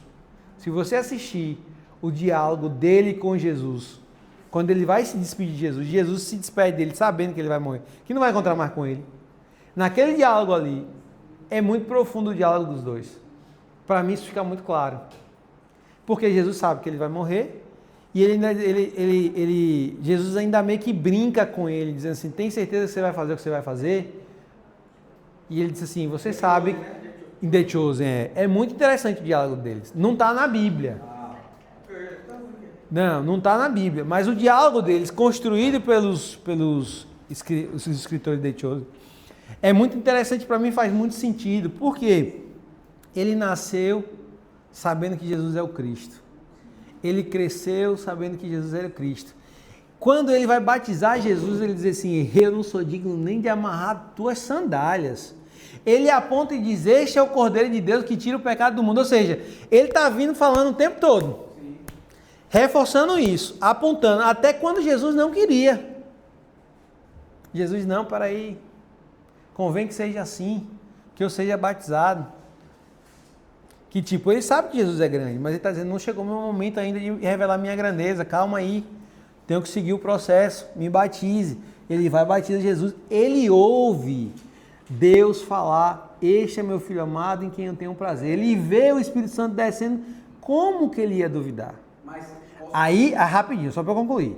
Então eu acho que ele chega em um momento onde ele está esperando que Jesus se revele, talvez com a expectativa de que Cristo fosse o Messias aguardado pelos judeus. Queria revelar e tirar, chega lá, um exemplo. Está lá ele ameaçado de morte. Ele vai dizer assim, Jesus vai dar ordem aqui, os anjos vão entrar em providência e vão me soltar daqui e a gente vai restabelecer o reinado. Porque se ele imagina que Jesus, que aí a gente não tem como saber isso, porque todos os discípulos, todos, com exceção de Jesus, todos tinham essa expectativa.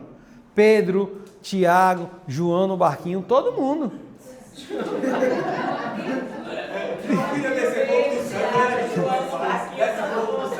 Como é?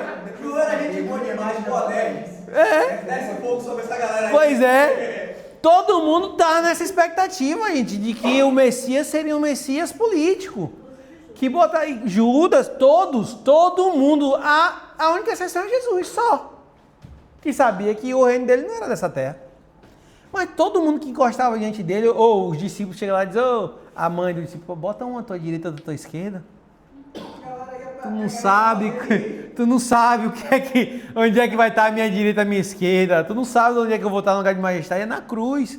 Tu tá entendendo? Então, assim, quando eu olho para isso, para mim, João Batista está dizendo assim: ei, Jesus, que hora você vai dar o estalo e vai dar a ordem dos teus anjos? Bora, Jesus. Ou a gente vai ficar esperando o outro? Bora, Jesus, está na hora. Entendeu? Essa, para mim, é a fala de João, não descrendo que Jesus é. E quando Jesus está falando para ele, dar a resposta para ele, é nesse sentido também. Ei, João, fica na tua aí. Eu sei a hora. Porque, de novo, Jesus tem todo o poder. Para que ficar rodando, ensinando, curando? Para quê? Dá um estalo no dedo, então bota Israel ou Roma para correr. Para que esse negócio? Aí nós vamos ver daqui a pouco, quando ele vai para o Sermão da Montanha. Aí ele deixa os discípulos tudo doido. Que aí Deitioso de novo. Deitioso nessa hora também me surpreendeu. É sério. Por quê? Pense só. Como é que naquele tempo você vai levar uma multidão para o deserto? Sem outdoor, sem internet, sem TV, sem nada, sem rádio, sem nada. Gente, rapaz, não, mas até o poder fofoca. Até o poder da fofoca. Não, presta atenção. Mas até isso, presta atenção. Vamos pensar. O que é que vai fazer Jesus ser desejado pelo povo? Em primeiro lugar, os milagres, porque aí Deitioso mostra muito bem que Jesus, em alguns milagres, ele entra na cidade, cura o paralítico e mete embora. E ainda diz assim, não diga que fui eu não. Calma, exato. Mas às vezes dizia para a própria pessoa, vá lá no sacerdote para ele te examinar, mas não diga que fui eu. Aí o que acontece? Vai gerando um burburinho. Peraí. Mas aí o que acontece? Ele está preparando o terreno. Ele vai num canto, faz um milagre, sai embora. Vai em outro. Deitioso mostra isso. Ele está fazendo o quê? Vou aspar aqui, viu? Pra vocês não falarem que eu estou dizendo heresia. Ele faz o marketing. Aí depois ele envia os discípulos dizendo assim, ó, esse aí que está curando, está fazendo, tocando terror, vai estar lá no deserto, vai proferir um discurso. Quem é que não vai querer ir lá? Quem é que não vai querer ir? Aí ele leva 3 mil ou 5 mil? 5 mil. Só homens, sem contar mulheres e crianças. Pro meio do deserto. Já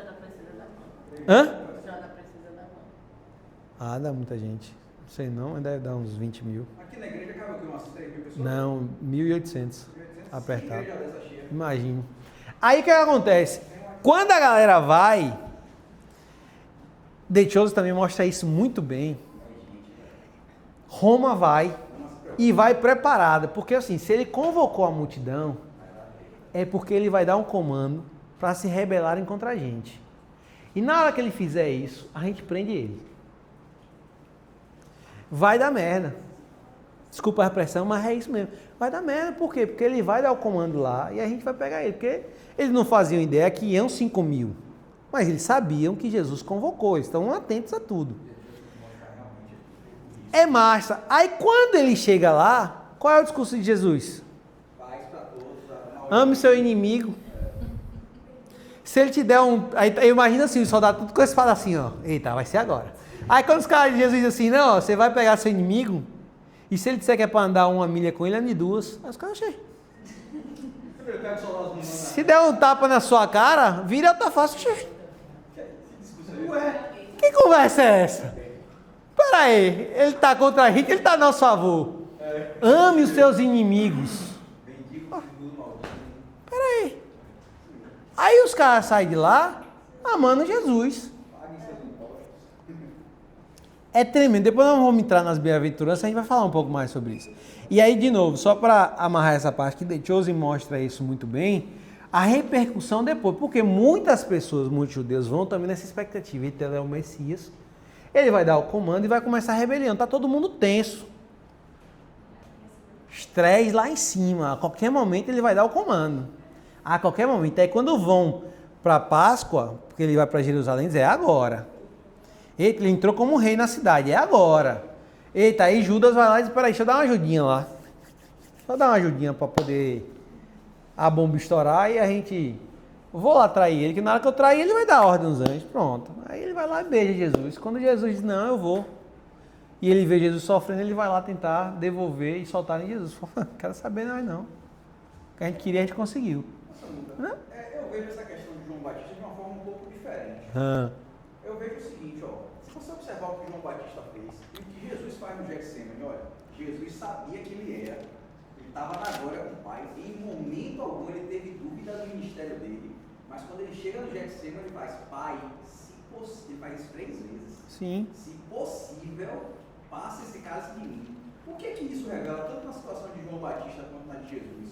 Que em determinados momentos da vida da gente, quando a crise é muito grande, que a gente titubeia, que as nossas pernas tremem, e que até nesses momentos Deus nos ama tanto que Ele nos levanta, porque quando Jesus manda o recado de João, Ele fala assim, diga a ele que os mortos ressuscitam, que os cegos veem, que os surdos ouvem. Ele está dizendo, mantenha a sua postura, soldado, aí onde você está. O que ele está dizendo é o seguinte, eu estou fazendo a obra, não do jeito que você quer, mas eu estou fazendo.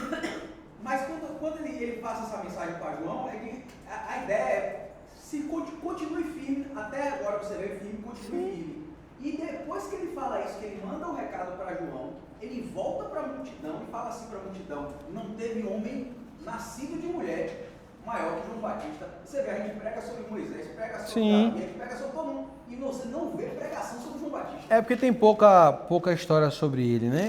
O texto fala muito pouco sobre João Batista, né?